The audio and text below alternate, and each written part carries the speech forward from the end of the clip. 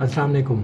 मेरा नाम डॉक्टर अरशद है और मैं कंसल्टेंट ऑर्थोपेडिक सर्जन हूँ। मेरी डिफरेंट वीडियोस के कमेंट सेक्शन में मल्टीपल मैसेजेस मुझे मौसूल हुए हैं डिफरेंट ऑडियंस के कि डॉक्टर साहब आप एंकल स्प्रेन यानी कि पाँव में मोच आ जाने के ऊपर कोई वीडियो बनाएं ताकि अगर किसी घर के अफराद को चलते फिरते हुए, सीढ़ियाँ ऊपर नीचे चलते हुए, उछल कूद करते हुए या बच्चों को खेलते हुए कोई पाँव में मोच आ जाती है, पाँव अंदर या बाहर को मुड़ जाता है और फौरी तौर पर उसकी स्वेलिंग आ जाती है, तो हमें फौरी तौर पर होम रेमेडीज़ के तौर पर घर में ऐसा क्या करना चाहिए ताकि डॉक्टर साहब तक पहुंचते टाइम से पहले पहले हम कुछ ऐसा कर सकें ताकि हमारा जो प्रॉब्लम है वो शिद्दत इख्तियार ना करे और हम काफ़ी हद तक हम उसको घर में ही कंट्रोल कर लें।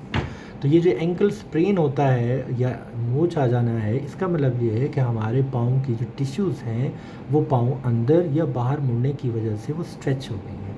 जब टिश्यूज़ या लिगामेंट स्ट्रेच हो जाते हैं तो उनके अंदर से उनकी छोटी छोटी माइक्रो ब्लड वेसल्स से ब्लड निकलता है और वो जिल्द के नीचे जमा हो जाता है और वो स्वेलिंग की शक्ल में हमें नज़र आता है। अब इसके अंदर जो टेक्निकल पॉइंट है, जो डॉक्टरी पॉइंट ऑफ व्यू है, वो एक बहुत इम्पोर्टेंट चीज़ ये है कि हमने ये आइडिया लगाना होता है कि क्या ये खाली एंकल स्प्रेन है या खुदा न खास्ता हमारी पाँव की हड्डी टूट गई है, यानी कि पाँव की किसी हड्डी का फ्रैक्चर तो नहीं हो गया या जॉइंट डिसलोकेट तो नहीं हो गया।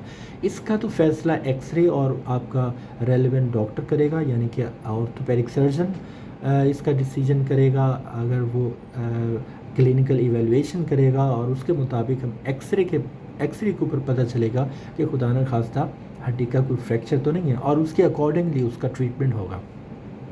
हम आज की जो वीडियो ये बना रहे हैं ये हम सपोज़ करके बना रहे हैं कि खुदा न खास्ता हड्डी का कोई मामला नहीं है और ये सिर्फ एक एंकल स्प्रेन है जिसे आम ज़बान में मोच कहते हैं। हमारे लिगामेंट स्ट्रेच हो गए हैं, गोश्त जो है वो अंदर से टेयर हो गया है जिसकी वजह से मसल्स का पेन भी है, स्वेलिंग भी है और पाँव नीचे नहीं पड़ रहा, पाँव वज़न नहीं उठा रहा और उसकी मैनेजमेंट में होम रेमेडीज़ के तौर पर हमें घर में 4 किस्म के काम करने चाहिए।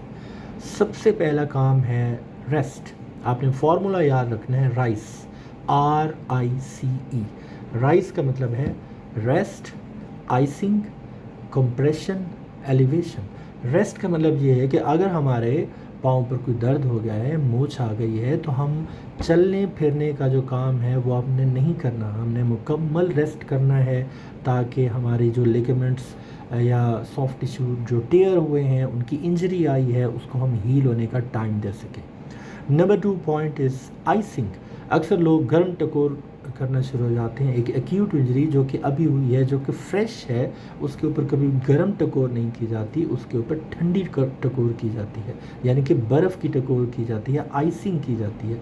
किसी भी आप शॉपर में आइस के क्यूब्स डालकर, कुछ टुकड़े छोटे डालकर, आप जहाँ पर स्वेलिंग है, जहाँ पर पेन है, वहाँ पर उसकी आइसिंग का ज़रिए उसके मसाज कर सकते हैं। उससे होगा यूँ कि जो हमारी माइक्रो ब्लड वेसल्स हैं, जहाँ से ब्लड बाहर आ रहा है, वो सिकुड़ जाएंगी, उनसे ब्लड लीक होना ख़त्म हो जाएगा। तो सेकंड मोस्ट इम्पॉर्टेंट काम क्या है, आपने उसकी आइसिंग करनी है। Number 3 point is compression.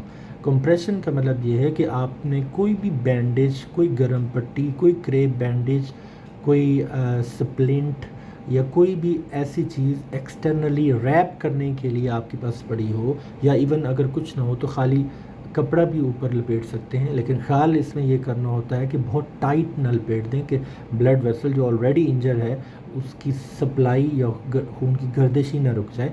Mild सा प्रेशर के साथ आपने उसको ऐसे ही रैप कर देना होता है, कंप्रेशन दे देनी होती है ताकि माइक्रो ब्लड वेसल्स जो कि लीक हो रही हैं, जिनसे खून जारी है, रवां है, वो कंप्रेशन होने से मज़ीद ब्लड आना रुक जाए।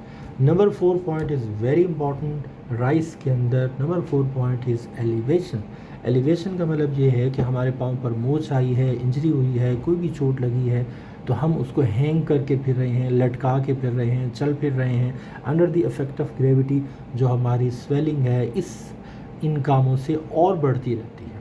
तो हमने क्या करना होता है, हमने एलिवेशन देनी होती है। इसका मतलब ये है कि आपने कम से कम अपने हार्ट के लेवल से ऊपर टांग को रखना होता है اور لیٹتے ٹائم آپ نے پیلوز رکھنے ہوتے ہیں، 2 یا 3 پیلوز کے اوپر ٹانگ کو اوپر پاؤں کو ایلیویٹ کر کے رکھنا ہوتا ہے تاکہ under the effect of gravity ہم مزید سویلنگ نہ کر بیٹھیں اور سویلنگ ڈسٹریبیوٹ ہو جائے اور واپسی لیگ میں آ کر وہ ختم ہو جائے۔ تو ایلیویشن دینا بہت امپورٹنٹ ہے، اور ایلیویشن دینا اس لیے بھی بہت امپورٹنٹ ہے کہ اگر ہم پراپر ایلیویشن نہ دیں تو سویلنگ اور اڈیما کی وجہ سے جو ہماری آلریڈی انجرڈ بلڈ ویسلس ہیں وہ اور بھی کمپریشن کا شکار ہو سکتی ہیں۔ تو جب بھی گھر میں چوٹ لگ جائے، پاؤں میں موچ آ جائے، تو یہ 4 کام آپ نے کرنے ہیں: ریسٹ، آئس کمپریشن اور ایلیویشن۔ اور اس سے بھی سب سے امپورٹنٹ بات یہ ہے کہ آپ نے اپنے متعلقہ اسپیشلسٹ آرتھوپیڈک سرجن سے رابطہ کرنا ہے تاکہ وہ یہ ایویلویٹ کرے کہ یہ خالی اینکل سپرین ہے یا خدا نخواستہ اس کے اندر ہڈی کا فریکچر موجود ہے، اور اگر ہڈی کا کوئی معاملہ ہے تو اس کے اکارڈنگلی اس کا علاج کیا جائے گا۔